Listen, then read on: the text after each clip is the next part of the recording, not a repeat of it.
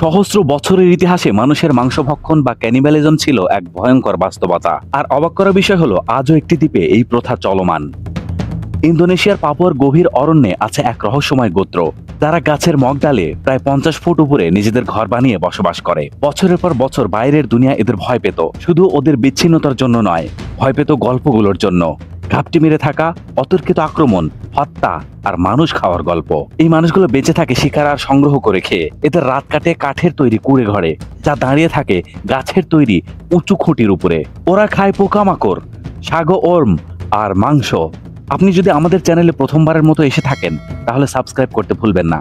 আজ আমরা চলেছি করওয়াই গোত্রের জীবনের গভীরে। এটা কোনো গল্প নয়, এটা বাস্তব।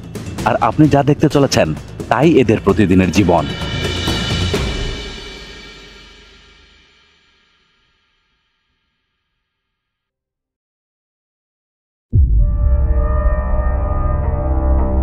উনিশশো 70-এর দশকের শেষ দিকে যখন প্রথমবার বাইরের মানুষ করওয়াই গোত্রের সাথে যোগাযোগ করলো, তখনও ছড়িয়ে পড়তে লাগলো একের পর এক গা শিউরে ওঠা গল্প। সাংবাদিক, মিশনারি, নৃতত্ত্ববিদ সবাই শুনলো একই কথা। এই গোত্রে কিছু কিছু গোষ্ঠী জাদু টোনার অভিযোগে জাদুকরদের শাস্তি দিত, হত্যা করে তারপর তাদের মাংস খেয়ে। ক্ষুধার কারণে নয়, বেঁচে থাকার জন্যও নয়, এ ছিল বিচার, শুদ্ধ বিচার তাদের বিশ্বাসে। করওয়াই বিশ্বাসে যে ব্যক্তি গোপনে জাদু বলে কারো মৃত্যু ঘটাতো তাকে বলা হতো Kakua. Why Sama? Yeah, he's scared. Scared with goat. গোত্র যদি মনে করত কেউ কাকুয়া, তাহলে কোনো প্রশ্ন করা হতো না।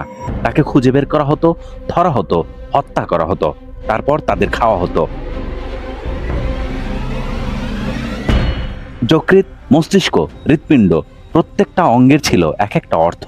এটা ছিল না বর্বরতা, এটা ছিল আইন, যা শত শত বছর ধরে চলে এসেছে অরণ্যের গভীরে, লোক চক্ষুর আড়ালে। কিছু প্রবীণ করওয়াই সদস্য এই প্রক্রিয়ার বর্ণনাও দিয়েছেন, নিঃশব্দে, প্রশান্তভাবে, যেন বলছেন এটাই তো স্বাভাবিক। বাইরের মানুষ হতবাক, কেউ বিশ্বাসই করতে পারেনি, আবার কেউ সবকিছু নথিবদ্ধ করেছে। কিন্তু এখনকার অবস্থা কি? তারা কি এখনো বাইরের মানুষ খায়? এই মানুষ খেকোগুলো কি আজও বেঁচে আছে, নাকি অন্য কোনো কারণে শুধু এই গল্প বেঁচে আছে? সবই বলবো খুব শিগগিরই। তার আগে চলুন দেখি তারা কিভাবে বসবাস করে। পৃথিবীর আর কোথাও এমন বাড়ি আপনি দেখবেন না।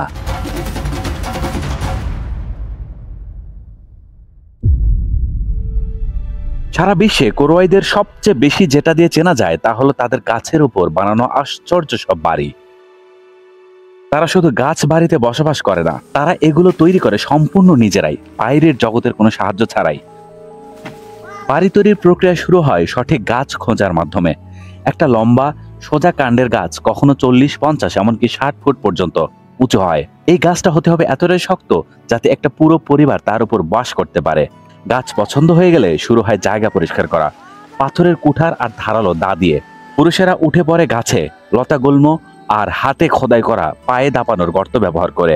পায়ে কোনো জুতা নেই, নেই কোনো দড়ি কিংবা সেফটি বেল্ট। তারপর আশেপাশের গাছ থেকে কাঠ কেটে এনে শুরু হয় নির্মাণ কাজ। মজবুত খুঁটি দিয়ে তৈরি হয় ঘরের কাঠামো, পাতলা ডাল দিয়ে বানানো হয় মেঝে, তাদের জন্য ব্যবহার করা হয় তাল বা ছাগো পাতার স্তর। সবকিছু হাত দিয়ে টেনে আনা হয়, সবকিছু তৈরি হয় আশেপাশে যা আছে তাই দিয়েই। তারা লতা গুল্ম দিয়ে পেঁচিয়ে বাড়ির কাঠামো মজবুত করে বেঁধে নেয়, যেন একটুও নড়াচড়া না করে। নেই কোনো পেরেক, নেই কোনো স্ক্রু, শুধু দক্ষতা আর প্রজন্ম ধরে শেখা কৌশল। দেওয়াল তৈরি হয় গাছের ছাল দিয়ে, আর ছাদে ব্যবহার হয় পুরো ছাগো পাতা বৃষ্টিকে ঠেকাতে। ভেতরে আগুন জ্বালানো হয় রান্নার জন্য। চিমনি নেই, শুধু ছাদের উপর ছোট একটা ফাঁকা জায়গা। সেই ফাঁক দিয়েই ধোঁয়া ধীরে ধীরে উপরে উঠে যায়। কিন্তু প্রশ্ন হলো, এত উঁচুতে ঘর বানানোর কারণটা কি? শুধু কি দৃশ্য উপভোগের জন্য? ঠিক তা নয়। এই উচ্চতায় তাদের রক্ষা করে পোকামাকড় থেকে, বন্য শূকর থেকে, সাপের আক্রমণ থেকে। আর অতীতে রক্ষা করত শত্রু গোত্র আর হঠাৎ হানা দেওয়া আক্রমণ থেকে। আরো একটা কারণ আছে, আধ্যাত্মিক নিরাপত্তা। তাদের বিশ্বাস যত উঁচুতে ঘর, তত দূরে মাটির নিচে থাকা অশুভ আত্মা থেকে। ঘর তৈরি হয়ে গেলে পরিবার উঠে আসে সেখানে, আর সময়ের সঙ্গে কাঠামো দুর্বল হয়ে গেলে সেটি ফেলে দিয়ে অদূরে নতুন ঘর বানানো হয়।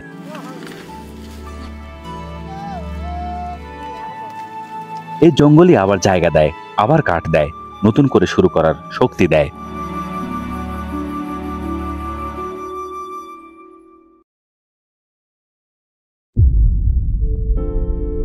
কোরওয়াইরা জমি চাষ করে না, তারা শিকার করে, সংগ্রহ করে এবং এই বন জঙ্গল যা দান করে তা দ্বারাই তারা জীবনধারা চালায়।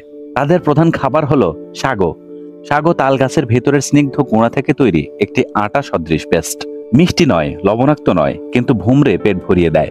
প্রথমে পুরো একটি সাগো গাছ কেটে ফেলা হয়, তারপর গাছের কাণ্ড ভাগ করে ভেতরের নরম অংশ কেটে বার করা হয়। কুচি কুচি করে কাটা অংশে জল মিশিয়ে সেখান থেকে শর্করা আলাদা করা হয়। যা অবশিষ্ট থাকে সেটা গাঢ়, সেদ্ধ বা পাতা মুড়িয়ে আগুনে রান্না করে। প্রোটিনের জন্য তারা শামুক ধরেন, তীর ধনুক নিয়ে যায় বন্য শূকর, পাখি, ক্যাচোয়ারি আর গাছের ফাঁকে ফাঁকে বাস করা ছোট জীবজন্তুদের দিকে। শিকারটা মৃদু, দীর্ঘমেয়াদী এবং বংশ ধরে চলে আসা অনুসরণ করার কৌশল প্রয়োগ করে। হাত ফেলে তারা মাছ ধরেন এবং ঋতু অনুযায়ী তারা ফল সংগ্রহ করেন। তারা একটি শিকার করতে যাচ্ছে, তীর ধনুক হাতে, সঙ্গে বিশ্বস্ত শিকারী কুকুর। করোয়াই পুরুষেরা ঢুকে পড়ে জঙ্গলের গভীরে। এই কুকুরের কাজ হলো প্রাণীর গন্ধ পেয়ে শিকারীদের সাবধান করা এবং দেখিয়ে দেওয়া শিকারের অবস্থান। তবে চার পায়ের এই সঙ্গী থাকা সত্ত্বেও শিকার মানে ধৈর্য। প্রতীক্ষা করতে হয় সংকেতের জন্য, আর সংকেত মিললেই ঝাঁপিয়ে পড়ে, তীর ছোঁড়ে নিখুঁত লক্ষ্য ভেদে ক্ষিপ্র গতিতে। যদি কোনো বাইরের মানুষ এই অরণ্যে এসে পড়ে, না খেয়ে মরতে সময় লাগবে না কয়েকদিন, কিন্তু কোরওয়াইদের জন্য তাদের কাছে খাবার চারপাশে ছড়িয়ে আছে, প্রতিটা গাছ, প্রতিটা পাতার নিচে। এই গাছটাকে দেখুন, এটা সাগো গাছ। এর ভিতরের আঁশালো অংশ থেকে তৈরি হয় সেই মোটা পেস্ট যা তাদের খাবারের মূল উৎস। আর ওই ফুলের মতো অংশগুলো, সেগুলো খেতে একবারে মাশরুমের মতো, মাটির ঘ্রাণ, জীবন শক্তিতে ভরপুর। এই হচ্ছে সাগো গাছ। তারা এই গাছ থেকে আগে গাছের অংশগুলো সংগ্রহ করেছে, আর আজ আবার এসেছে জঙ্গলের এক দুর্লভ খাবার সাগো ওর্মের খোঁজে। দেখুন, গাছের গুঁড়িতে ছোট ছোট পোকামাকড় নড়ছে। হ্যাঁ, তারা পেয়ে গেছে আজকের সোনা। গুঞ্জরিত করছে দলে দলে সাগো ওর্ম। এবার চোখ রাখুন এই উদ্ভিদের দিকে। এটা কোরওয়াইদের অরণ্যে পাওয়া এক বিশেষ ধরনের বুনো পাখার গাছ। শিকারে বের হলে এর পাতাও সংগ্রহ করা হয়। এটি আরেকটি খাদ্য উপাদান। এই হলো আজকের কাঁচামাল, সবকিছুই জঙ্গল থেকে সংগ্রহ করা। এখন সময় হয়েছে এই উপকরণগুলো তাদের গাছ বাড়িতে ফিরিয়ে নেওয়া। এখানে গিয়ে শুরু হবে রান্নার প্রস্তুতি। সবকিছু ব্যবহৃত হবে এই জঙ্গল যেটা দিয়েছে তা দিয়েই। প্রথমে রাখা হয় এক স্তর শুকনো সাগো স্টার্চ, তারপর ছিটিয়ে দেওয়া হয় পিকা নামের এক ধরনের খাওয়ার মতো মাটি। বিশ্বাস করুন বা না করুন, পৃথিবীর বহু আদিবাসী সমাজেই মাটি খাওয়ার রীতি আছে। কেন? কারণ কিছু কিছু কাদামাটিতে থাকে উপকারী খনিজ, যা পেটকে রক্ষা করে টক্সিন, পরজীবী আর ক্ষতিকর জীবাণু থেকে। এবার তারা জ্বলন্ত পাথর বসিয়ে দেয় সোজা খাবারের উপর। তারপর সবকিছু মোড়ানো হয় বড় বড় পাতায়, যাতে ভেতরে গরম আর স্বাদ আটকে থাকে। এই পাতা মোড়া প্যাকেট রাখা হয় আগুনের উপর রান্নার জন্য। প্রায় ৪৫ মিনিট পর খোলা হয়, আর তখনই ভোজন শুরু হয়ে যায়। কিছু সাগো ওর্মকে সোজা আগুনে ছড়া হয়, একেবারে জঙ্গলের বারবিকিউ স্টাইলে ভাজা। এই হলো সেই বিটল লার্ভা, সাগো গাছ থেকে পাওয়া, আদিতে চর্বিতে ঠাসা। রান্না শেষ। এর রংটা দেখুন,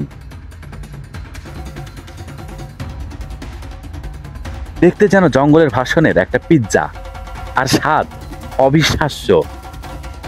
মাটির গন্ধ, ঘাসের ঘ্রাণ, একদম যেন জঙ্গলের স্বাদ নিজে।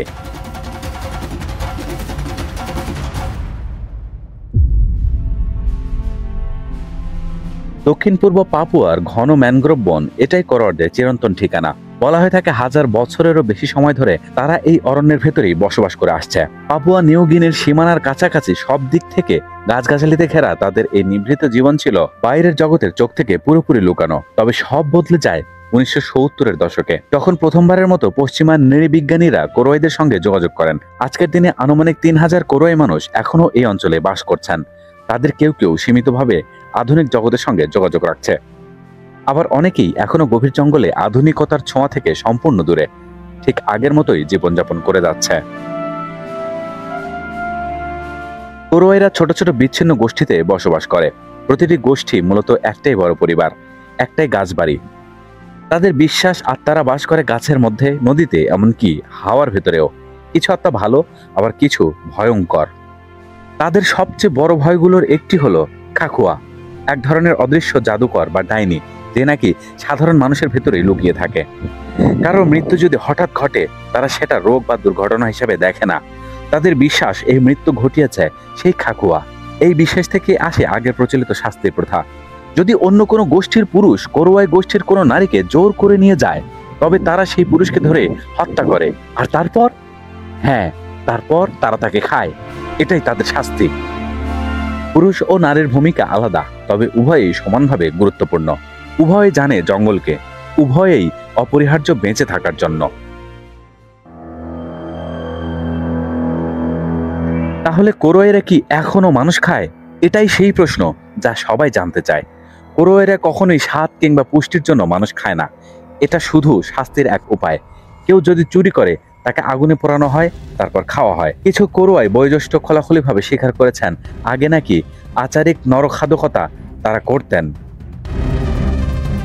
এমনকি কিছু বাইরের গবেষক, সাংবাদিক আর আলোকচিত্রীও এই দাবি নিশ্চিত করেছেন, তুলেছেন ছবি, নিয়েছেন সাক্ষাৎকার। তবে এসব ঘটনার পিছনে ছিল একটি নির্দিষ্ট বিশ্বাস। ভেতর থেকে মৃত্যু ঘটায় এমন জাদুকরদের শাস্তি হিসেবেই দেওয়া হতো এই দণ্ড। এটা ছিল না অনিয়মিত বা পাগলামির মতো কোনো কাজ, বরং তাদের চোখে এটাই ছিল ন্যায় বিচার। আজকের দিনে বেশিরভাগ কোরওয়াই বলে এই প্রথা আর নেই। কেউ কেউ বলে অনেক দশক আগেই শেষ হয়ে গেছে। আবার কেউ কেউ বলে এমন কিছু কখনোই সত্যি ছিল না, সবই ছিল বাইরের লোকদের ভয় দেখানো বা মুগ্ধ করার জন্য বানানো গল্প। এমনকি কারো কারো দাবি কিছু দৃশ্য সাজানো হয়েছিল কেবল ক্যামেরার জন্য। তাহলে সত্য কি, আর কি বা ছিল বাড়িয়ে বলা? আমরা কেউই নির্ভয়ে বলতে পারি না। নরখাদকতা, সেটা হোক মিথ, স্মৃতি অথবা একটা সময়কাল, এটা ছিল তাদের গল্পের শুধু এক টুকরো অংশ। আর সেই গল্প এখনো লেখা হচ্ছে।